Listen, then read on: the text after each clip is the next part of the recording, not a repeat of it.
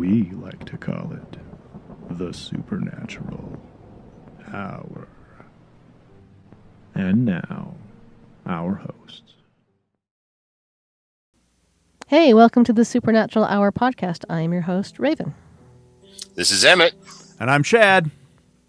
Okay, our main topic today is brought to you by Oteo's, a Mexican restaurant. They're fabulous, fine Mexican dining in Linden. Please go out and support them. They do a great job, and we really appreciate them. So our main topic today is interesting because I will sit down and kind of pound out, quarters worth of topics. We try to make them so it's not all people or all places. We try to, mix things up so you've got a good variety. And we put on here, so today is Egyptian tomb curses. The interesting little tidbit, you will probably notice that Doc and Rogue and Klaus are not here. If you remember the last podcast, they also were not here because we recorded this podcast and the last one on the same night because Chad and I are going to be in Egypt. When the next podcast needs to record. Yes. So we're doing two on the same night. We will be in Egypt, and that was not planned. It just happened that way. So best that you bone up on tomb curses. Right, so we don't die and while we're avoid there. them, right. Because exactly. Guess what? Our hotel, because of COVID, travel still is not, where it was pre-COVID, right? Our hotel, which was a fantastic price, is a 1-minute walk from the Sphinx. So, wow. Yeah, I'm super excited. I can wake up and open my door, and there it is, right there. I didn't know they built that close to the site. That's amazing. Yeah, they do. Apparently, there's also a Kentucky Fried Chicken and a McDonald's there too. But they just wow! Oh, of course. They just don't shoot it from that view. McDonald's, the Sphinx, the Great Pyramids. I don't think it's a McDonald's. It's a Kentucky Fried Chicken and a something else. But I can't think about standing on that ground and eating a Big Mac. I'm sorry. Well, I'll do it just for you. Okay, get a picture. Okay. Anyway, so we will, when you hear this on June 1st, we will actually be in the Cairo airport heading home. So there you go. When you listen to this, we will actually be in Cairo. Cool. And even that came about in a very serendipitous way. Yeah. So, and you want to know what? So I'm going to school, right? Middle Eastern Studies. So one of my classes this summer is, I have to think about it because it's not an easy name. It's an elective, but it's Anthropological Archaeology of Ancient Egypt. I'm taking that class right now. So I took it, but one, because it's super fascinating. I love ancient Egypt. Two, the professor who teaches it is also amazing. I took a class from her last semester, and I was like, she teaches this? Awesome. I'm taking it again. Might be plugging for some brown nosy good points there. But I actually texted her and said, so, I'm going to be in Egypt for a week, and I might have a paper turned in late if I test positive for COVID and have to stay there. And she's like, that's okay. Go, go, go. She's like, that's awesome. I used to live there. Go here and go here and go here. I was like, yes. Well, this is like your Make-A-Wish. I know. That's cool. No, she's super excited. She's like, let's see, there's nothing more. She's like, you couldn't have created a more perfect storm for me to give you an extra few days to get your homework of, hey, I will actually be in ancient Egypt when you're supposed to turn in your paper on ancient Egypt. So, we're good. The dog ate my paper. She didn't give you a shopping list, did she? No, the camel ate my paper. Oh, okay. Yeah, there you go. Yep. Okay, so we're going to talk about Egyptian tomb curses. And the thing about some of these topics is I wish that we were the Supernatural 5 hours because we could talk about this for 5 hours. Sadly, we're the Supernatural hour. And we often go over. This might be the Supernatural hour and a quarter. I don't know. We'll see. But this was fun. So, Emmett, what do you got about tomb curses?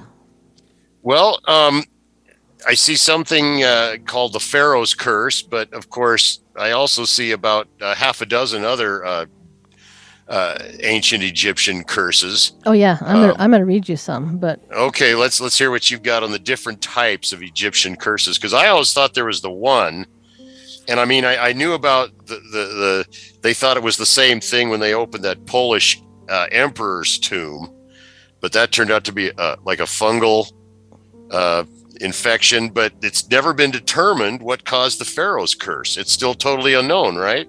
yes, The tomb curse. yes and no. We'll get there.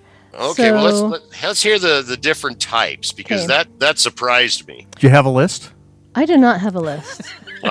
There's the German thief, Tutankhamun's curse, the severed hand, victims of Tutankhamun, the Book of the Dead, succumbing to the curse, the mummy's coffin that killed 1,500 people, and finally Osiris does what he does best. See, he had a list. Emmett had a list. Yep. Emmett had a list. There will be a list. Okay. Oh, it blew me away. Well, the interesting thing before we kind of start on the history of tomb curses is it is so steeped into our lore. I mean, movies, The Mummy, Scooby-Doo. Well, the curse is the best part. Scooby-Doo, Mummies Coming to Life. I mean, it's almost... Well, even through the newspapers and things, when they were reporting on the finding of Tutankhamun's tomb and things like that, and then some of the deaths that had surrounded that area, and the people there, and and they got reported, and so it really became part of our consciousness, part of our culture. Squirrel. Right. Squirrel, when we go to Egypt, I am taking some dowsing rods. Yep, they're ordered. They should be here tomorrow. Sorry, that's what happens when you live with me. We have squirrel moments. Okay, back to tombs. So tomb legends actually started in the 7th century AD, and I did not know this. The reason that these legends started was because the Arabs went over to Egypt and conquered it in the 7th century, and they couldn't read the hieroglyphics. I mean, no one could read hieroglyphics until the 19th century, right? And The Rosetta Stone. Yep. And then they found, and they're seeing all these mummies, and, they were just strange. I mean, because the Arab people had never seen anything like that before. And boom, that's kind of when all these legends started. Even back then, before they could read the hieroglyphics and read the actual curses, the Arab people that had gone over and conquered Egypt, the stories were that if you went into a tomb and uttered some sort of a magic incantation, things would appear that had been made invisible by Egyptian priests. They also thought mummies could come to life. So when you watch The Mummy with Brendan Fraser, my favorite mummy movie, thank you very much, mummies come to life. I mean, that's been a thing since the 7th century, people. You can thank the Arabs for that. They believed Egyptians would protect tombs by magic or curses for those who entered. And we've talked before about curses, and if you haven't happened to listen to that episode yet, shame, you're behind. Chop, chop. Little guilt there for you. Curses are real, and we're actually going to talk about curses again more in depth, because we've had several requests to talk more about curses. But curses can happen with the intent you put behind it. So some can say these curses are bunk. Some people can say no, they're real. And Arab. Well, that's a sympathetic magic. I'm sorry to interrupt. No, you're fine. Yeah, a lot depends too on the frame of mind of the cursed person. Right. Right. Yep, I mean, it's exactly. How much faith do you put into it? Because something can Yep. have all the intent at once, but if you have no faith in it, it's going to fall dead too. So Arab writers, as far back as the 7th century, warned people not to enter the tombs. And the first book that was published about Egyptian tomb curses was published in 1699, and hundreds have followed since then. I don't know anybody. I mean, I'm sure there's someone out there, but I have never personally run into anybody that said, you know what, ancient Egypt, nah, I'm not interested in it. Have you? No, it's always exciting. No. I mentioned to my sister-in-law I was going to, or I mentioned to Castle that I was going to Egypt, and he's like, holy cow, don't tell my wife. Anyway, so as you were saying, Emmett, you know, the Pharaoh's curse, which is King Tut's, right? Pretty much, yep. Yep. So it's the most famous, and it was discovered by Howard Carter in 1923. And the story goes behind the curse that there was a stone tablet found inside his tomb that said, and this is not an exact quote, it just gives you the idea. It said, "Death will slay with his wings whoever disturbs the peace of the Pharaoh." So that was kind of, that's how that story got around. Now, people say, one of the first signs that this curse happened was Howard Carter went to, or he sent he had a messenger, you know, with him and says, "Hey, you need to go home and give such and such a message to my wife," or whoever. So the messenger goes to Howard Carter's home in Egypt and saw a cobra, which is a sign of the Pharaoh. You know, the Egyptian kings was a cobra, and he saw a cobra eating one of Howard Carter's canaries, and so the messenger's like, it's a curse. This was in Egypt, though. Yes. When you say went to his home in Egypt, it was not his home in Egypt. In London. Right. No, this is his home where in he was Egypt. staying in Egypt during the dig. Yeah, and so kind of this messenger may have started it, saying, "Oh, you know, the curse is real. You know, the cobra is eating your canary." And they say, "Oh, but all these people died, you know, right after." But it didn't kill Carter himself, though. No, but it was people in his party, but...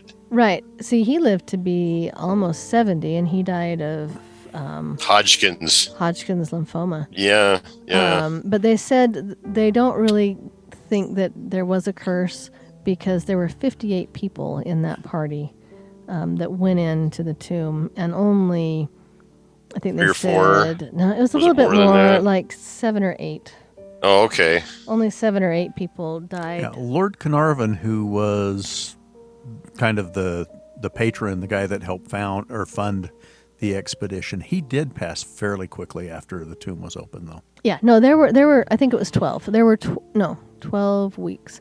There were 8 people that died within like 12 weeks or 12 months. But that is suspicious. But most of them didn't. So here are some of the curses. There's one called the donkey curse. Have you heard of this one? I have not heard of the donkey curse.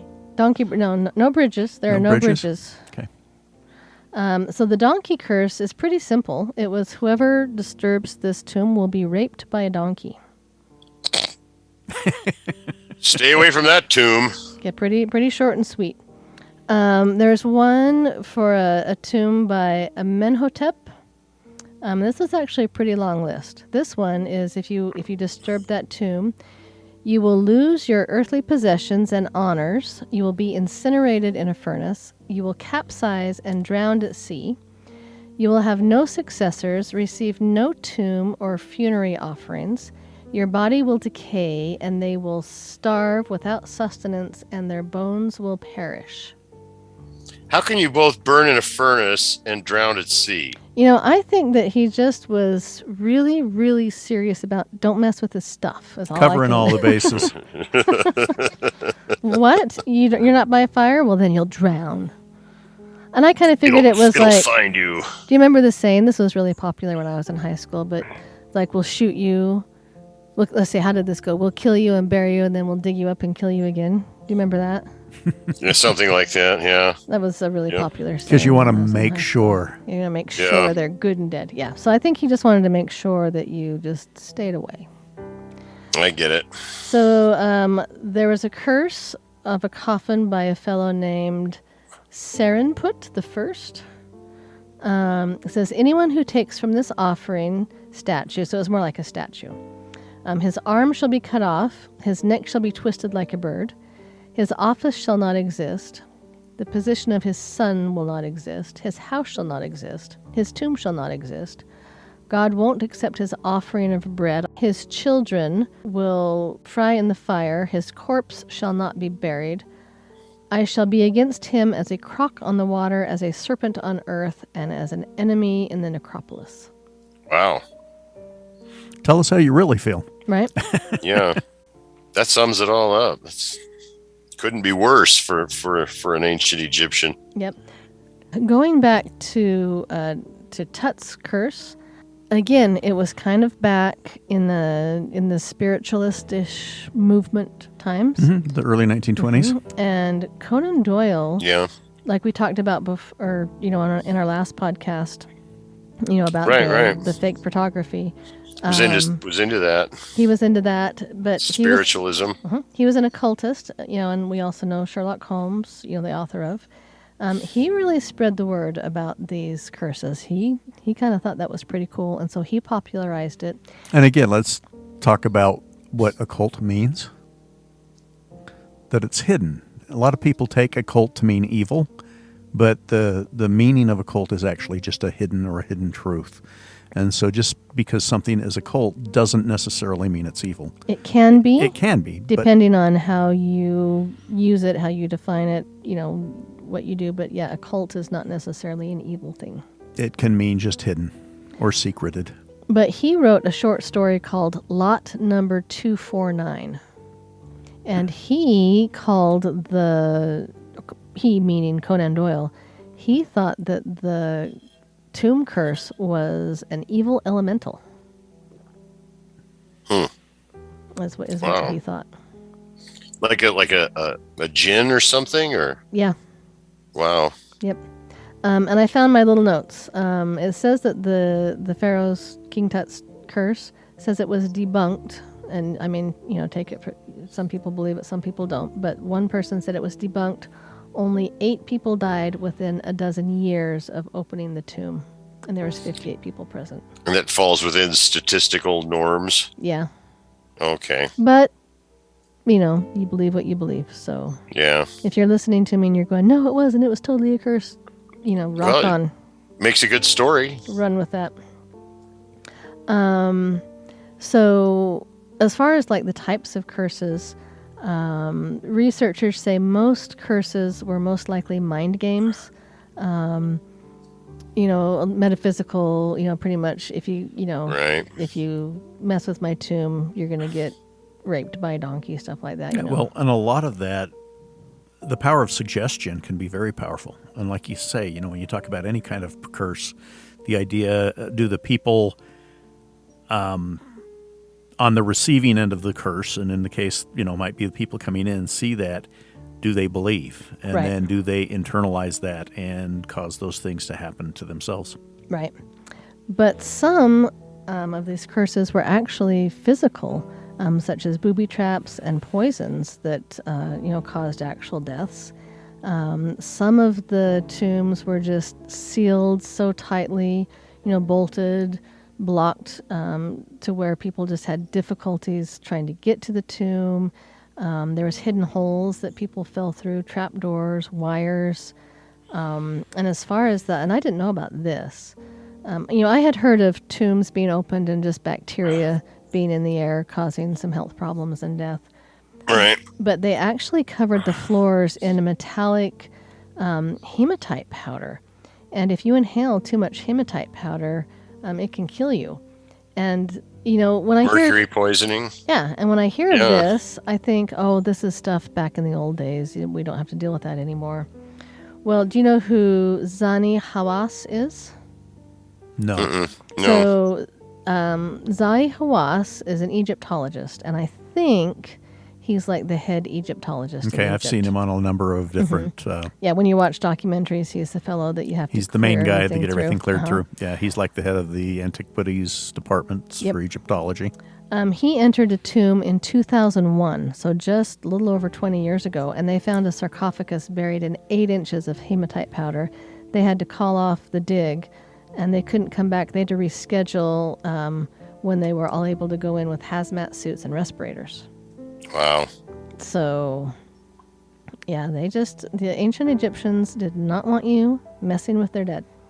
If you happen to be out in the middle of Egypt just digging around and you happen upon a tomb, call Dr. Hawass, unless you want to die from hematite poisoning.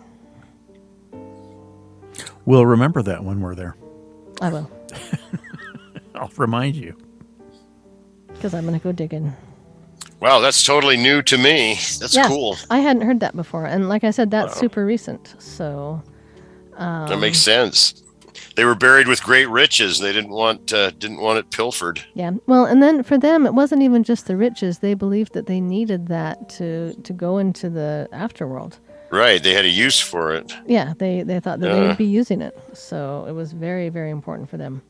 So there was a show in Scotland, and I don't know where this tablet is now, but the story that I read was someone talking about this, show of traveling Egyptian objects that was in Scotland at the time.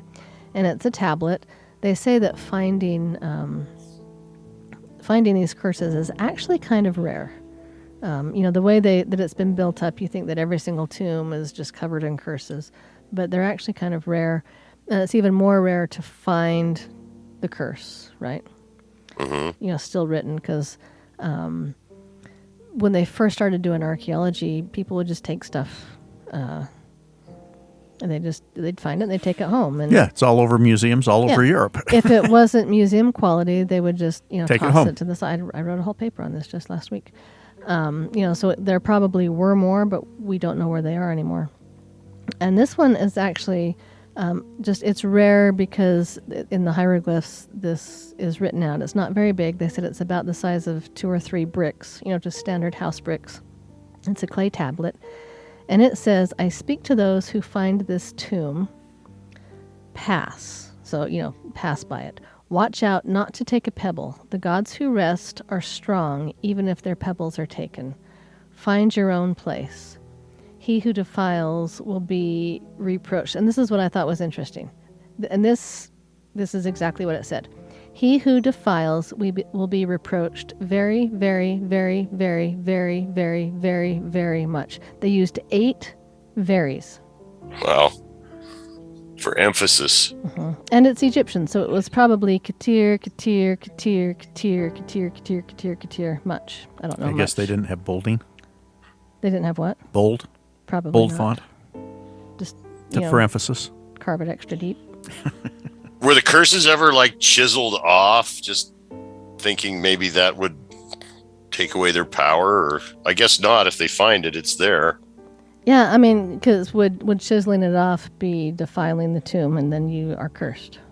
Right. You cursed trying to remove the curse. So speaking of where they're placed, that's a good segue, Emmett. Thank you. They said that finding a curse on, and this didn't make much sense to me. I had to think about it. On the actual tomb was rare. They were usually, where did I write this down? It says the power was determined by location, and they weren't often on the actual tombs, but more on the burial place. And I was like, well, isn't the tomb the burial place? But then I kept reading, and it made more sense. Kind of the more public part. The visitor center. Exactly. The visitor center, the foyer, gift shop. But they said that you would more likely find the curses on the chapel, the walls, false doors, a stele. I was going to look what a stele is, and I did not. They're tablets with engravings on them. Okay. They're pretty standard throughout Egypt and Greece and ancient cultures, and they usually tell a story or talk things. The Rosetta Stone would be a stele of a type. Okay, I was just thinking we need Doc here to text stuff that I forget to Google stuff, but we got Chad. They would be on statues. Sometimes they would be found on the coffins, but usually they were in more of the outer areas of the tomb and not on the sarcophagus themselves. The thing that I thought was interesting is when they placed these on the tomb entrances to protect it from being disturbed or looted, most of them talk about the dead coming back to life to cause you harm, or seek revenge, or they call for judgment in the underworld. Those are kind of the 3 overarching ideas behind the curses. They also said Egyptian tomb curses were popular as far back as medieval tombs. As far as, people recreating it, and putting curses on the tombs. You can find curses on medieval tombs. You don't see them much now. I spend a lot of time in cemeteries, and I've never seen a curse on a headstone? On a headstone. I've seen Grandma's cookie recipe.